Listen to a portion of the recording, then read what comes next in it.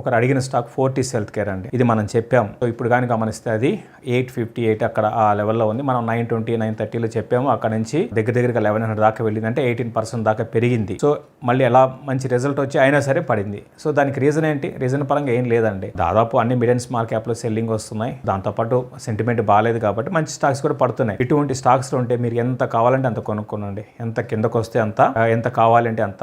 ఇవి భయపడాల్సిన అవసరం లేదండి. ఇటువంటి స్టాక్స్ లో భయపడాల్సిన అవసరం లేదు. ఫండమెంటల్ పరంగా చాలా స్ట్రాంగ్ ఉన్నాయి. నేను పదే చెప్తుంటాను. హెల్త్ కేర్ పరంగా మీరు ఎవ్వరు కూడా, మరి ముఖ్యంగా హాస్పిటల్ స్టాక్స్ లో అన్ని బాగుంటాయి. అన్నిట్లో ఏది బాగుంటాయంటే ఇటువంటి కంపెనీస్ ఫోర్టీస్ కావచ్చు, మ్యాక్స్ కావచ్చు. ఎందుకు రీజన్ పరంగా చెప్పాలంటే వీటికి మేనేజ్మెంట్ పరంగా వీళ్ళు, ఫర్ ఎగ్జాంపుల్ ఫోర్టీసే తీసుకుంటే వీళ్ళు ఎవరంటే ఐహెచ్హెచ్ వాళ్ళు మేనేజ్మెంట్ అనమాట. అంటే ప్రైవేట్ ఈక్విటీ వాళ్ళు. ఎప్పుడైతే గుర్తుపెట్టుకుని ప్రైవేట్ ఈక్విటీ వాళ్ళు మేనేజ్ చేస్తున్నారంటే కంపెనీస్ డెఫినెట్గా గ్రోత్ అనేది బాగుంటుంది.